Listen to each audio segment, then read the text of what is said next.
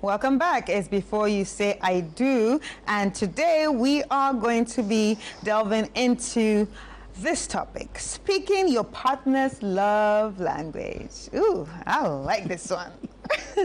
And with us, we have Reverend Bernie Oseidia, who is a counselor and also a coach. Hi, Reverend. Hi, Chris. How are you? I do well. How about you? I'm fine. Do you speak your partner's love language? I love to think so. You love to think so. All right, so before I get into that conversation, what are love languages? So I think it's a concept that was propounded by Gary Chapman. After a study, a numerous study, he came out with 5 love languages. Right. And that's been globally accepted. And he outlined them to be words of affirmation, which has to do with the fact that people appreciate when you express, you know, levels of affirmation through the things you say, and then also quality time, spending quality time, I like that too. you know, with your partner. They love it when you spend time with them. These are the people usually, whether money or not, broke or plenty, as long as you're giving them the attention and the time, they are in love. Of course, receiving gifts is the third one. Yeah, that's very I know that's your... That's very me.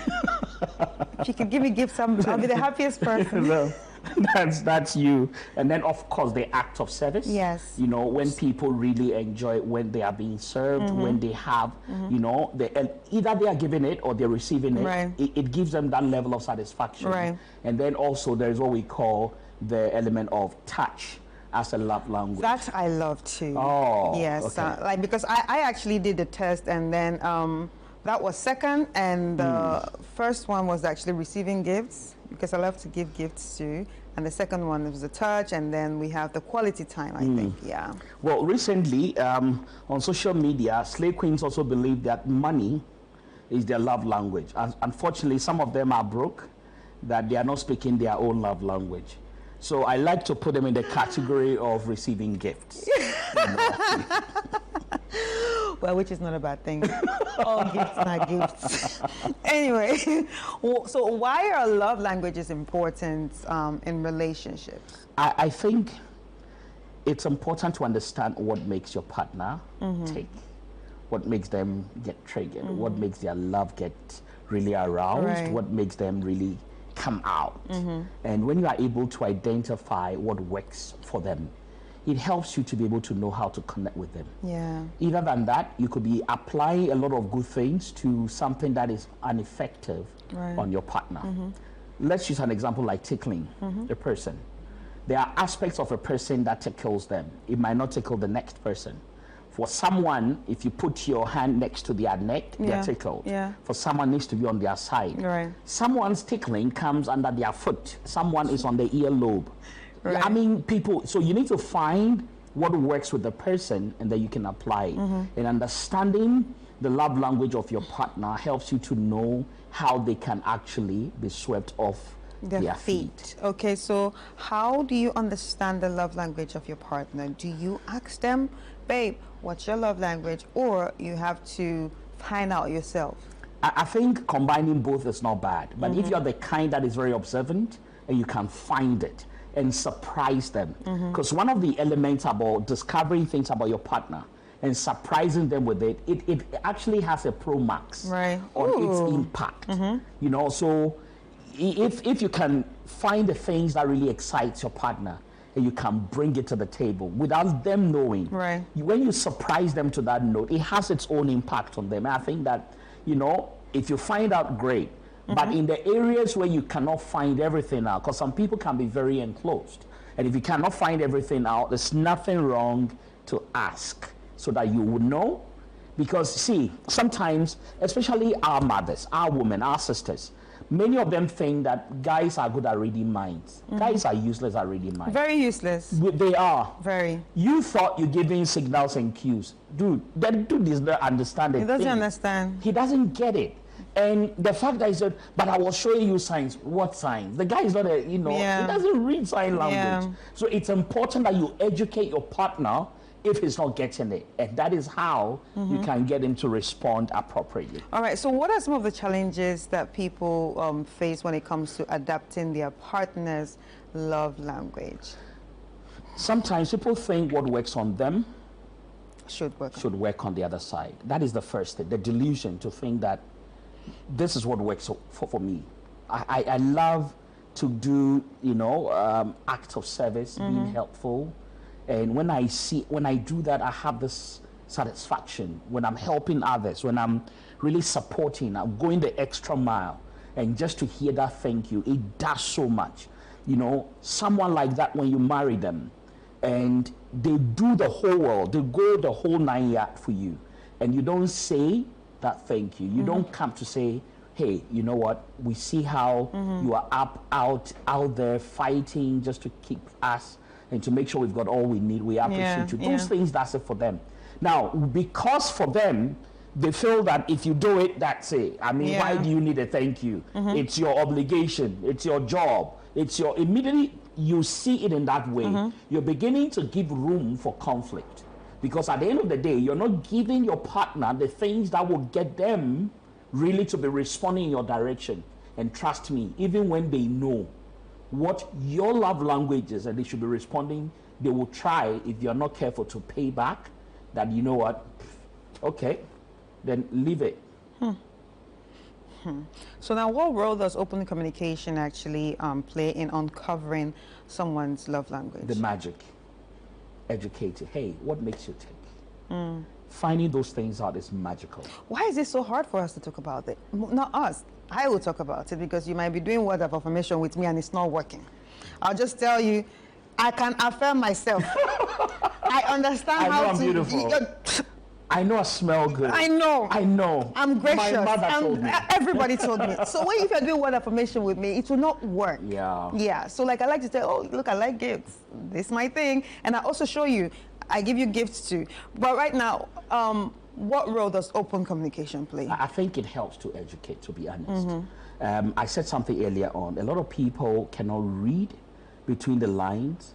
Neither are they able to really, honestly pick up the cues. Especially men. Oh, no, men don't do well. Because like a woman will be like, this hair, I need to change it. And that's the cue. I need new hair. Yeah. I need new hair. Yeah. And the man like, okay, babe. So you should understand that few men will pick it up. Yeah. But lots of us men, nah. They don't know. If you need it, you gotta say it. Yes. You just have to say And it. it's how men are wired. It's how men think, the direction of their thoughts are.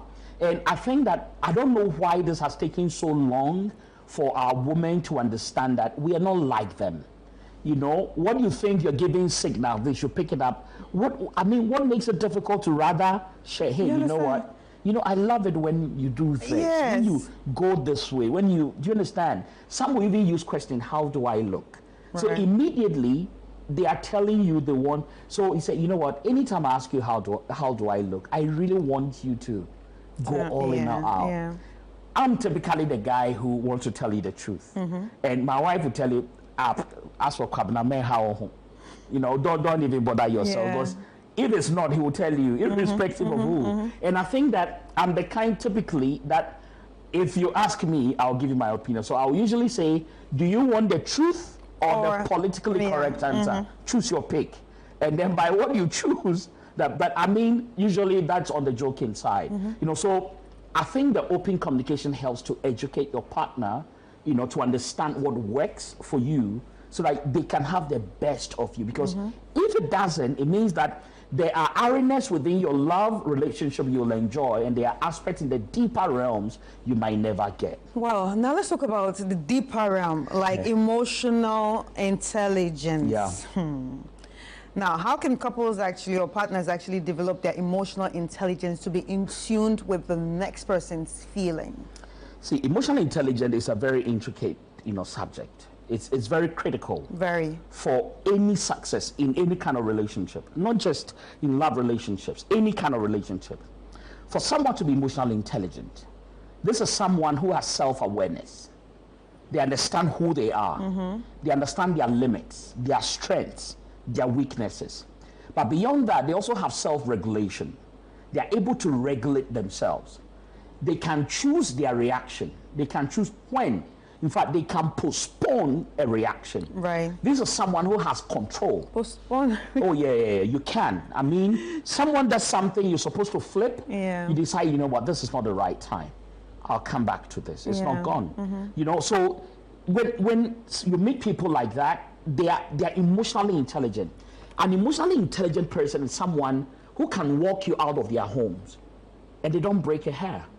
They don't, because they believe that having you in that environment is toxic for them. And as long as it's not helping them grow or achieve something, they think that you shouldn't be here. Right. And it doesn't matter who they are, they'll walk you out because they feel that they must regulate the environment in which they find themselves before you mess it up for it to be healthy for them. Yeah. Exactly. So when you have an emotionally intelligent person and you're still looking for, you know, affirmations and places that should give you truth, trust me, you wouldn't, you know, endure much in that environment, because that guy will not lie to you. That lady will not lie to you.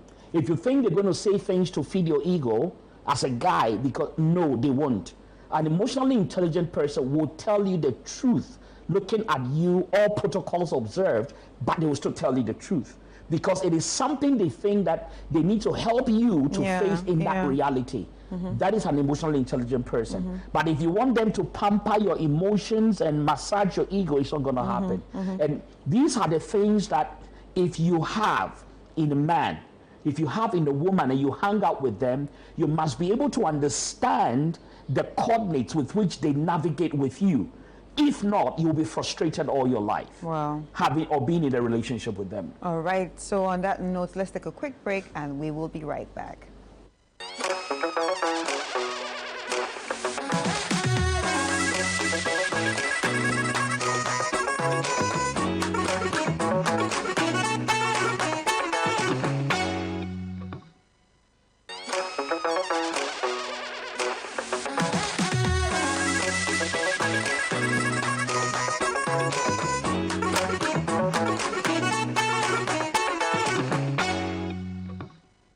All right, welcome back to Before You Say I Do, and we're having a conversation with Reverend Bernie Oseidia, and we're talking about speaking your partner's love language. All right, Rev, right now, you know, a lot of people like to be pampered with the truth, especially women. So now because we talked about emotional intelligence, now how do we prepare ourselves for some of those truths? Does that mean the woman herself also needs to be emotionally intelligent? Exactly. Or the other partner needs to also be emotionally intelligent? Exactly. See, an emotionally intelligent person is not going to say to you the things that they know is not going to help you. Right. They won't lie to you about it. They will tell you rather the truth, and they expect that, you know what, you should be able to embrace that truth and deal with it. But, you know, sorry, let me just interrupt. Sometimes people come out very rude and very harsh without thinking and say things, you know, anyhow, just say things maybe how they are without applying emotions, without applying, you know, what is going on. That's emotionally okay, intelligent. Exactly. That is not. So we need to differentiate so that's that. someone who is brand. Exactly. We need we need to differentiate exactly. that. You see, they'll be calm when talking to you because they know what they are saying to you is heavy. They understand. The reason why they are emotionally intelligent is that they understand how you take it. So you're living in a household with someone that anytime you share feedback with her, she breaks down. She won't talk to you for 2 weeks. She will cry. She will get into a reserve mode for the next 2 months. She will not. I've dealt with people where the guy got married to this girl. They loved themselves. They dated for a couple of years. When they got married, first situation that got a fight was something that she didn't understand. The guy said, no, it shouldn't happen. Spoke about it, left for work. When he got back, the woman didn't cook. Why? He wasn't happy for whatever was shared. And this guy did not insult you, didn't say anything, just gave you feedback about something and didn't cook. The guy snapped. So what? Because I gave you feedback? You cried the whole day, you will not cook? Not in my home. You have to wake up and cook. Because no matter what happens between us, I don't quit job to say that I want to protect you and provide for you. I do it. I do it because it's the role I've taken and it's my responsibility to do. Now, you being here, we've agreed. You want to be a stay-at-home mom, take care of the kids. It comes to responsibilities. When we deal with ourselves, it's because we want to be able to work through our issues. When you give me feedback, I'll take it. I'll appreciate you. But I don't go and come back and don't talk to you for 2 weeks. When you're faced with that reality, the person can speak the sweetest truth to you. But when you have a lady that or a guy who is unintelligent emotionally, these are the ones that will cry, they will not talk to you and things. When you are faced with that, that is a reality that can break your home. Because you are also the kind who want to share these truths, then it means that you either come to the point you say, you know what, I don't want to talk about your issues again. Whatever you do, that's on you. But that will destroy your home. Yes. It will even destroy your partner if you're not sharing those feedbacks. And unfortunately, those are the kinds of, people sometimes a lot of us get married to. You give them feedback, problem. And they want you to live their lives to be whatever it is. And there's this, the tangent they come of, so if you love me, accept me the way I am. If I accept you the way you are, I have placed permanent to your present state. It will not help you. Anybody who accepts you the way you are will destroy your future. Because what they have done is they placed permanent to where you are today. You will never grow. That is why the feedbacks are important. And when we query things and we want to ask questions, the hard questions, it doesn't mean you don't love the person. You're just trying to build the future together. All right, so talking about future and intimacy, how does love languages actually play a role in building your intimacy? So I think that when you understand the love language of your partner and you can be able to be emotionally intelligent in dealing with things. Remember I said something that you can even postpone your reaction. So I want to build intimacy tonight. I want things to go home and to enjoy my youth. Or you want to enjoy your youth. There is something that I observed I need to deal with, but I know that if I do it, it will get you into an emotional state that takes you off that rail. You can postpone your reaction. Wow. So those are the people that are emotionally intelligent. So they can postpone the reaction. They will enjoy themselves. The moment. Let's enjoy the moment. Let's enjoy the moment. And when they are done, they can come to you and say, sweetheart, you know what? I think that during this time, this and that happened. I don't think it's right. And afterwards, they can deal with the issues as appropriately as possible. Right. So, as people grow together, as or couples grow together, they begin to evolve. They begin to like new things. So how do they navigate that together with their love languages? Wait, before you answer that, do love languages ever change? Oh, yeah. So taste and preferences change. Right. I mean, when you were young, today, you're talking about words of affirmation not being your thing. Because when you were young, you can attest to the fact that you liked it when you were developing, body-wise, and people will see you and they will comment about it, they give you compliments. It does something to you. After you've grown for a long time, I've heard so many times, I'm sorry. It doesn't really. Then you have different tastes and preferences. You love to receive stuff. So now when people bring stuff, it does something to you. When people do certain things, when someone touches, in the right way, it does something to you. And those are the things. So yes, those things are never permanent. And that's one beauty about life. Nothing is permanent. Things change, and constantly, if you have a partner, you need to know what is changing with them so that you can keep adapting to the change and become relevant or maintain relevance with them while you are in that relationship. Right. I think this is a very important conversation to have. But we have a message here, and the message says, is money part of love languages? If you classify them under gifts, if it comes as a gift, yes. But like I said, there are people who believe that money is their love language. Just give them money, their love will be triggered. At that point, I ask, do you have money? If you say no, then it means that you don't even know how to speak your own love language. But must your love language like maybe what you like, actually be what you also like to give? The truth is, many times, what works with you psychologically, you like to also see it happen on the other side. Right. You mentioned, loving to receive gifts. Yes. But then you also love to. I love giving exactly. gifts. Yeah, I love So many surprising you. times, Like, yeah. the one who loves touch loves to touch. And because you see, that's what makes it work for them. Yeah. So because this works for them, they want to also, many times send it across on the other side. Well, this is very interesting. But what are some of the challenges that people go through when trying to identify someone else's love language? There are people many times that are not straightforward. When I say straight, I don't mean they mean to deceive, but sometimes they are not even sure of themselves. There are people you meet that today it's this, tomorrow it's that. They don't even know themselves well. So would you say self-awareness can actually help you know what your love language Exactly. is? You say you must be, and that is why emotional intelligence play a role, and it's intertwined. Yeah. And when you're able to understand that self-awareness matter, I should know what my limits are. Yeah, but how can you identify someone that is already self-aware? Because I feel like, for me, I've gone through that process of self-awareness, and I don't know about any other person, but how can you identify if the next person has also gone through that stage of being self-aware? Because most of the time something happens before you realize that, oh, this is who I am. This is what I really like. This can't work with me, and that's the moment you realize, Eureka, this is self-awareness moment. So how will I know someone has gone through that stage? Okay. The honest truth is you would not.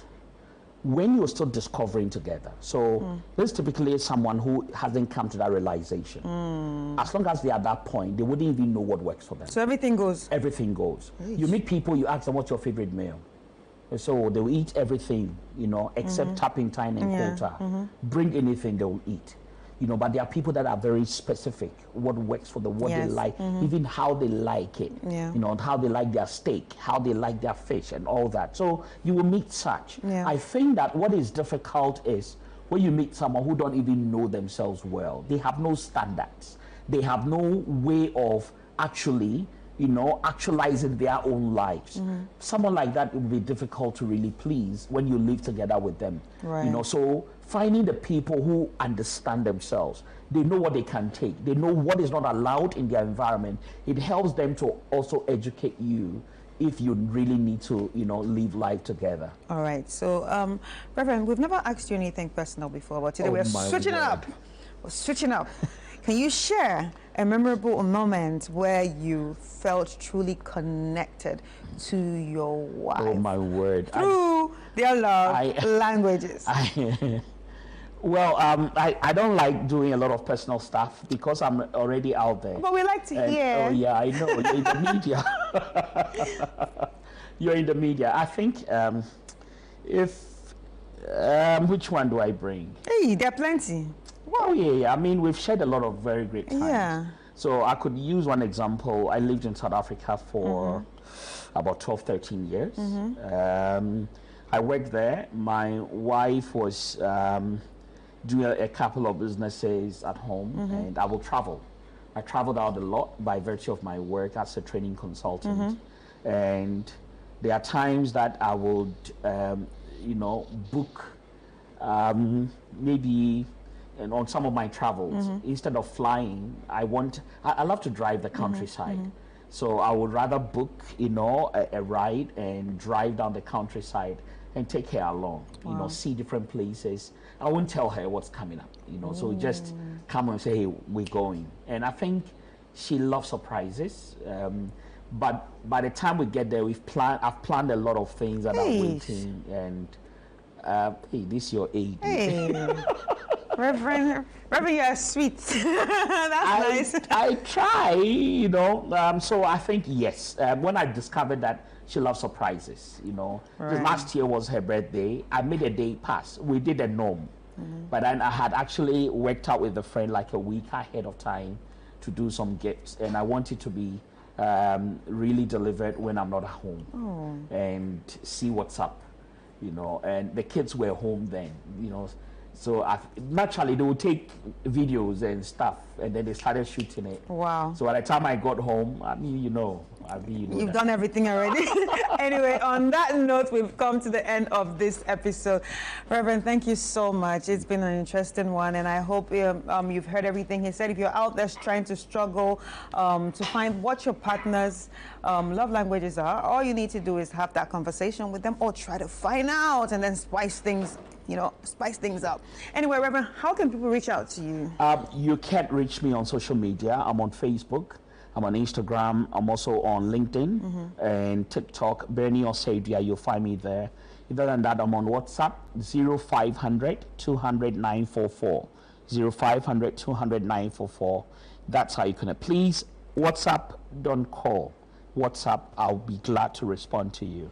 And I'll be glad, share your issues. Let's see how we can help you. God bless you. All right. Thank you so much. Thank you so much. And ladies and gentlemen, there you have it. This has been Before You Say I Do. See you on the next episode.